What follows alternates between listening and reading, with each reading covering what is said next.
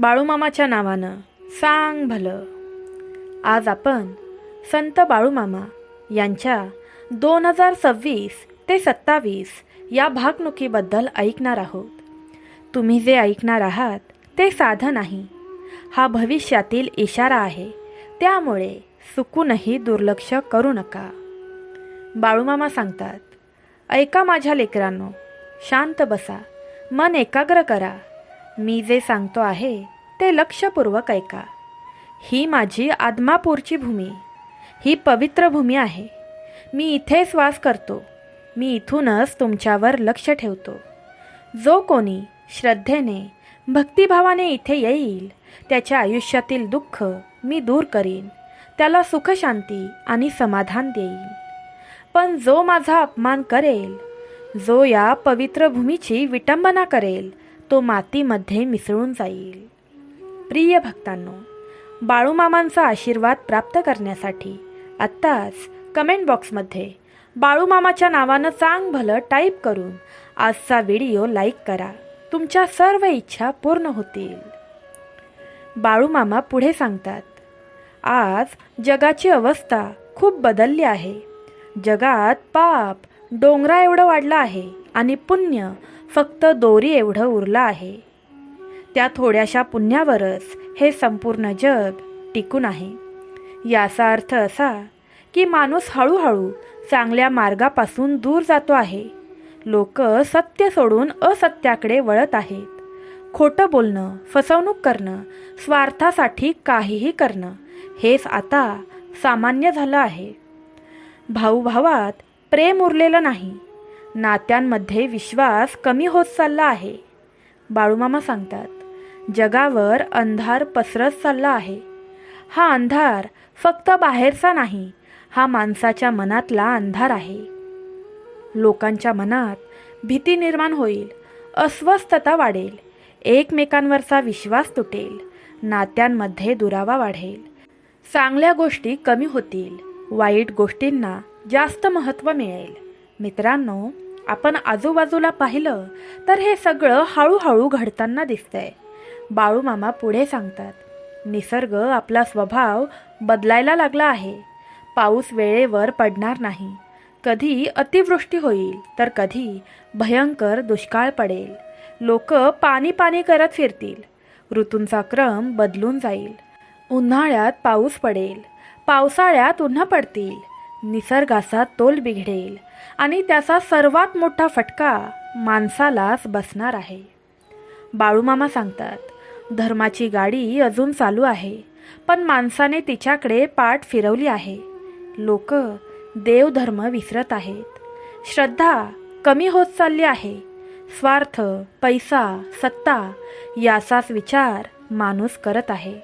मित्रांनो, याचा अर्थ असा की माणूस अध्यात्मापासून दूर जात आहे. बाळूमामा सांगतात, जो धर्म सोडेल तो संकटात सापडेल, पण जो माझ्यावर श्रद्धा ठेवेल, जो भक्ती करेल, त्याला मी कधीच सोडणार नाही. बाळूमामा पुढे सांगतात, ही आदमापूरची भूमी पवित्र राहील. येथूनच माझं नाव संपूर्ण जगात पसरले जाईल. माझा जय जयकार होईल. माझा दरबार भरलेला राहील. जो कोणी श्रद्धेने माझ्याकडे येईल त्याच्या जीवनातील दुःख मी दूर करीन. त्याच्या घरात सुख आणि शांती मी निर्माण करीन. बाळूमामा इशारा देतात, जो माझा अपमान करेल, जो या पवित्र स्थळाचा आदर करणार नाही, त्याचा नाश होईल. मी पाप पुण्याचा हिशोब ठेवतो. कोणालाही त्याच्या कर्मापासून सुटका नाही. मित्रांनो, बाळूमामा शेतीबद्दल सांगतात, पुढच्या काळात शेतीमध्ये मोठे बदल दिसतील. काही पिकं भरपूर येतील तर काही पिकं मध्यम राहतील. धान्य कधी जास्त तर कधी कमी होईल.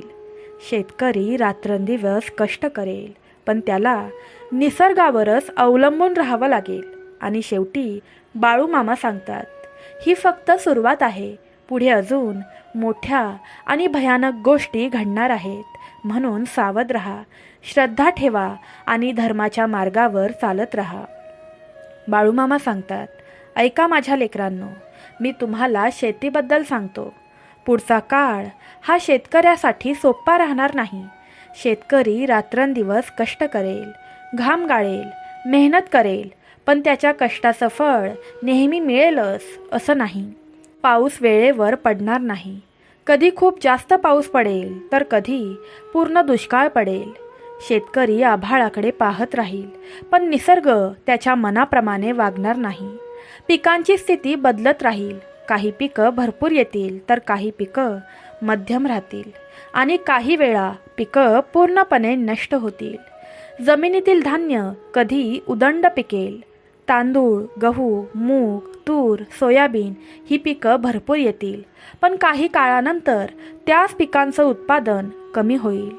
धान्यांचं प्रमाण कधी जास्त तर कधी कमी होईल. बाजारात कधी भरपूर माल असेल तर कधी तुटवडा निर्माण होईल. धान्याचे भाव स्थिर राहणार नाहीत. कधी भाव खूप वाढतील तर कधी अचानक घसरतील. शेतकऱ्याला योग्य भाव मिळणं कठीण होईल. वैरणीचं महत्त्व खूप वाढेल. ज्याच्याकडे वैरण साठवलेली असेल तोच सुरक्षित राहील. वैरण सोन्यासारखी मोलाची होईल. म्हणून सांगतो, धान्य आणि वैरण जपून ठेवा. वेळ आली तर तेच उपयोगी पडेल. जनावरांचे भाव गगनाला भिडतील. गाई, म्हशी, बकरी, मेंढ्या यांची किंमत खूप वाढेल. दुधाचे भाव वाढतच राहतील. मेंढींबद्दल मी विशेष सांगतो. मेंढी ही धनगराची खरी संपत्ती आहे. ज्याच्याकडे मेंढ्या असतील तो सुखात राहील. मेंढीला खूप महत्त्व येईल. मेंढीची किंमत इतकी वाढेल की ती सोन्यासारखी वाटेल. मेंढ्यांच्या कळपाला मान मिळेल. त्यांची काळजी घेणारा माणूस सुखी राहील. मेंढीपासून नवीन पैदास निर्माण होईल. नवीन जाती तयार होतील. धनगर समाजासाठी हा काळ महत्त्वाचा ठरेल. गाई म्हशींचंही महत्त्व वाढेल. दुधाचा व्यवसाय वाढेल. डेअरी चालवणारे लोक पुढे जातील, पण त्यात फसवणूक होईल. काही लोक नफा कमावतील तर काही लोक नुकसान सहन करत राहतील. ऊस आणि साखर यामध्ये मोठे बदल दिसतील. साखरेचा भाव कधी वाढेल तर कधी कमी होईल. साखर कारखान्यांमध्ये गोंधळ निर्माण होईल. ऊसाचा व्यवसाय अस्थिर राहील. कधी नफा तर कधी मोठं नुकसान. रस, गूळ यांचेही भाव बदलत राहतील. तंबाखूचं उत्पादन मध्यम राहील, पण तंबाखूमुळे अनेक घरं उद्ध्वस्त होतील. लोक त्याच्या आहारी जातील. शेतकरी कष्ट करत राहील, पण त्याच्या आयुष्यात स्थिरता येणार नाही. तो निसर्गावर अवलंबून राहील आणि निसर्ग त्याला सतत परीक्षा देईल. धान्य, जनावरं, शेती हे सगळं असलं तरीही मनुष्याला समाधान मिळणार नाही. बाळूमामा सांगतात, ज्याच्याकडे साठवणूक असेल तो दूरदृष्टीने विचार करेल, तोच पुढे टिकून राहील. ही शेतीची अवस्था आहे. ही काळाची चाल आहे. यातूनच जो शिकेल तोच सुखात राहील. बाळूमामा सांगतात, ऐका माझ्या लेकरांनो, आता मी तुम्हाला राजकारण आणि समाजाबद्दल सांगतो. पुढच्या काळात राजकारणात मोठा गोंधळ निर्माण होईल. नेते एकाच पक्षात टिकणार नाहीत. आज इथे तर उद्या तिथे जातील. पक्ष बदलणं सामान्य होईल. सत्तेसाठी भांडणं वाढतील. नेते लोकांपेक्षा स्वतःच्या फायद्याचा विचार करतील. सत्ता आणि पैसा हाच त्यांचा मुख्य उद्देश असेल. भ्रष्टाचार मोठ्या प्रमाणात वाढेल. पैसे खाल्ल्याशिवाय कोणतंही काम होणार नाही. प्रामाणिक माणूस शोधूनही सापडणार नाही. सत्य बोलणाऱ्याला त्रास सहन करावा लागेल. खोटं बोलणारा पुढे जाईल. समाजात तणाव वाढेल. जाती धर्माच्या नावावर भांडणं होतील. लोक एकमेकांविरुद्ध उभे राहतील. सीमावाद वाढेल. राज्यांमध्ये वाद निर्माण होतील. काही भागांमध्ये मोठे गोंधळ होतील. अचानक दंगली होतील. जळपोळ, तोडफोड वाढेल.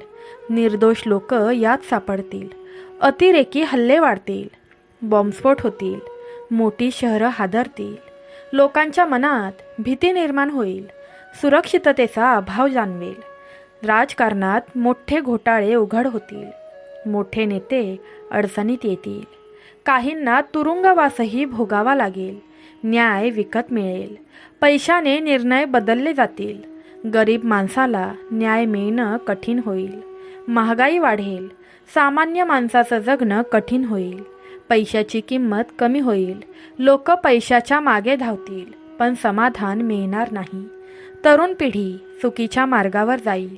वाईट सवयी वाढतील. संस्कार कमी होतील. शिक्षण असूनही माणूस अडचणीत येईल. ज्ञान वाढेल, पण आयुष्य कमी होईल.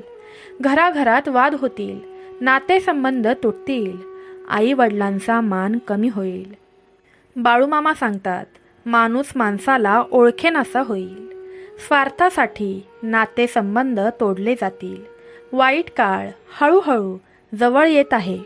जो सावध राहील तोच वाचेल. धर्म सोडणारा माणूस अडचणीत येईल. भक्ती करणारा माणूस टिकून राहील. ही समाजाची अवस्था असेल.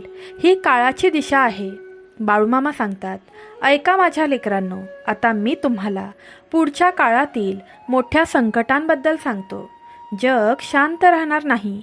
देशांमध्ये तणाव वाढेल. लहान लहान कारणांवरून मोठे वाद निर्माण होतील. काही देश एकमेकांसाठी घातक ठरतील. शक्तिशाली देश कमजोर देशांवर दबाव आणतील. भारताच्या सीमांवर तणाव कायम राहील. सीमेवर संघर्ष सुरूच राहतील. सैनिक सतत सज्ज राहतील. युद्धाची परिस्थिती निर्माण होईल. थेट युद्ध कमी दिसेल, पण गुप्त युद्ध सुरूच राहील. अचानक हल्ले होतील. सीमेवर गोळीबार होईल. शत्रू देश भारतावर आक्रमण करण्याचा प्रयत्न करतील. पण लक्षात ठेवा, भारताचे सैनिक छातीवर गोळ्या झेलून लढतील. देशाचं रक्षण करतील. शत्रूला परतवून लावतील. जगातील अनेक भागांमध्ये युद्ध पेटेल. शहरे उद्ध्वस्त होतील. लोकांना आपलं घर सोडावं लागेल. बॉम्बस्फोट, हल्ले, दहशतवाद वाढेल. निर्दोष लोक यामध्ये बळी पडतील.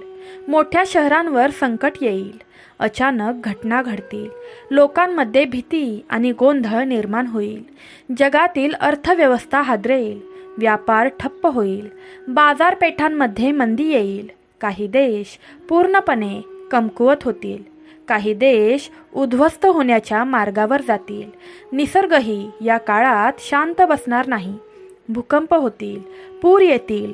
वादळं येतील. काही ठिकाणी मोठ्या प्रमाणात विनाश होईल. पाणी आणि जमीन दोन्ही संकट निर्माण करतील. लोकांना सुरक्षित जागा शोधावी लागेल. स्थलांतर वाढेल. आकाशातही बदल दिसतील. अचानक घटना घडतील. लोक घाबरून जातील. जगाचा तोल बिघडेल. मानवाला स्वतःच्या अस्तित्वाची भीती वाटू लागेल. बाळूमामा सांगतात, हा काळ सोपा नाही. हा परीक्षा घेणारा काळ आहे. जो धैर्य ठेवेल, जो श्रद्धा ठेवेल, तोच या संकटातून बाहेर पडेल. ज्याच्या मनात भक्ती आहे त्याला मी वाचवीन. त्याच्या पाठीशी उभा राहीन. ही जगाची अवस्था होईल. ही मोठ्या संकटांची सुरुवात आहे. बाळूमामा सांगतात, ऐका माझ्या लेकरांनो, आता मी तुम्हाला या काळाचा शेवटचा टप्पा सांगतो. जगात पापाचा घडा भरत चालला आहे. पाप डोंगरा एवढं वाढलं आहे. पुण्य दोरी एवढं उरलं आहे. त्या थोड्याशा पुण्यावरच जग टिकून आहे. एक वेळ अशी येईल जेव्हा पापाचा भार इतका वाढेल की पृथ्वी तो सहन करू शकणार नाही. निसर्ग स्वतः हिशोब घेऊ लागेल. धर्म हळूहळू कमी होईल. सत्याचा मार्ग सोडला जाईल. अधर्म, अन्याय, खोटेपणा यांचा प्रभाव वाढेल. तरुण पिढी चुकीच्या मार्गावर जाईल. वाईट सवयी वाढतील. संस्कार हरवतील. आई वडिलांचा मान राहणार नाही. गुरुजनांचा आदर कमी होईल. घराघरात वाद होतील. नात्यांमध्ये दुरावा निर्माण होईल. माणसाला बुद्धी खूप असेल, पण आयुष्य कमी होत जाईल.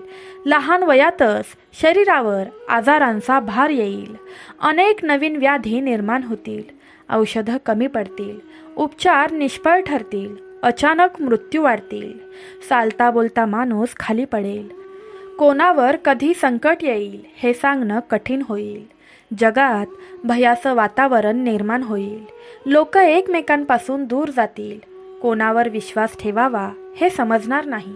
निसर्गाचा कोप वाढेल. भूकंप होतील. पूर येतील. वादळं धडकतील. काही ठिकाणी पाण्याचा प्रचंड प्रकोप होईल. सर्व काही वाहून जाईल. गावं, शहरं, माणसं सगळी संकटात सापडतील. जमीन हादरेल, डोंगर कोसळतील, नद्या मार्ग बदलतील, आकाशात विचित्र घडामोडी दिसतील, सूर्य आणि चंद्र यांच्यात बदल जाणवतील, कधी दिवसात अंधार पडेल. एक काळ असा येईल की 3 दिवस अंधार पसरलेला राहील. लोक भयभीत होतील, प्रत्येकाच्या मनात भीती घर करेल, जगाचा तोल पूर्णपणे ढासळेल, मानव स्वतःच्या अस्तित्वासाठी धडपडेल. बाळूमामा सांगतात, हा काळ प्रलयाचा संकेत आहे, ही शेवटची चाहूल आहे. पण माझ्या लेकरांनो, सगळं नष्ट होणार नाही. ज्याच्या अंगी श्रद्धा आहे, जो धर्माच्या मार्गावर चालतो, तो वासेल. ज्याच्या मनात भक्ती आहे, त्याला मी सोडणार नाही. त्याच्या पाठीशी मी उभा राहीन, त्याचं रक्षण करीन.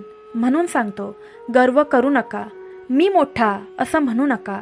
अहंकार सोडा, लहानाचा आदर करा, मोठ्यांचा सन्मान करा, नम्रतेने वागा, सत्याच्या मार्गावर चला, धर्म पाळा, चांगल्या कर्मावर विश्वास ठेवा, लोभ, राग, मत्सर यांना दूर ठेवा, माझ्यावर श्रद्धा ठेवा, भक्ती करा.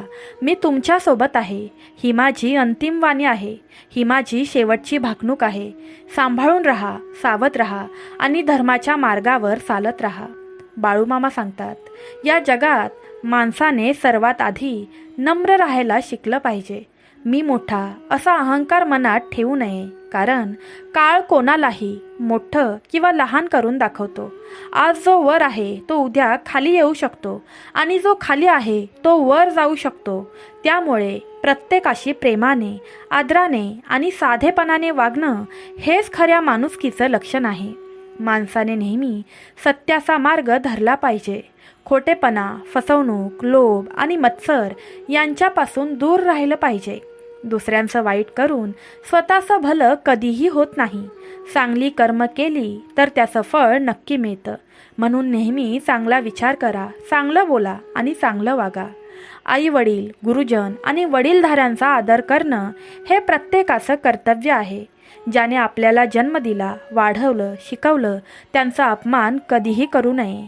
त्यांच्या आशीर्वादातच माणसाचं खरं सुख दडलं आहे. बाळूमामा सांगतात की ज्याच्या मनात भक्ती आहे, श्रद्धा आहे आणि जो इतरांना मदत करतो, तोच मला प्रिय आहे. केवळ नावाने भक्त होऊन उपयोग नाही, तर कृतीतून भक्ती दिसली पाहिजे.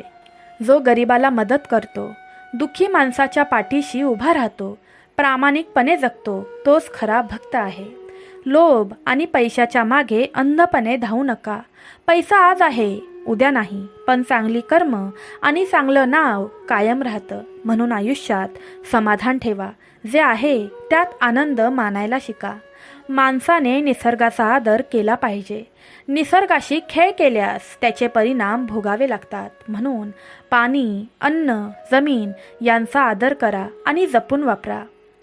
बाळूमामा सांगतात, ज्याच्या अंगी श्रद्धा आहे, जो धर्माने चालतो, जो दुसऱ्याला त्रास देत नाही, त्याच्या पाठीशी मी कायम उभा असतो. संकट आलं तरीही मी त्याला सोडत नाही. म्हणून माझ्या लेकरांनो, भक्ती ठेवा, सांगुलपणा ठेवा आणि सत्याच्या मार्गावर चालत राहा. मी तुमच्यासोबत आहे. तर लेकरांनो, ही होती संत बाळूमामा यांची पवित्र भाकणूक आणि आपल्यासाठी दिलेला गंभीर इशारा. या सर्वातून आपल्याला एकच शिकायला मिळतं की माणसाने नेहमी सत्य, श्रद्धा आणि चांगुलपणाचा मार्ग सोडू नये. तुमचं काय मत आहे मला नक्की कमेंटमध्ये कळवा. आणि आजचा हा व्हिडिओ तुम्हाला आवडला असेल तर कमेंट बॉक्समध्ये बाळूमामाच्या नावानं सांग भलं लिहायला विसरू नका. तुमच्यावर बाळूमामांची कृपा नक्की राहील. हा व्हिडिओ तुमच्या नातेवाईकांपर्यंत आणि मित्रांपर्यंत जरूर शेअर करा, कारण योग्य वेळी मिळालेला हा संदेश कोणाचं तरी आयुष्य बदलू शकतो. अशाच भक्तिमय आणि प्रेरणादायी व्हिडिओंसाठी आपल्या चॅनलला नक्की जोडा. शेवटी एवढंच सांगतो की श्रद्धा ठेवा, चांगलं वागा आणि देवावर विश्वास ठेवा. बाळूमामा तुमच्या पाठीशी आहेत. धन्यवाद.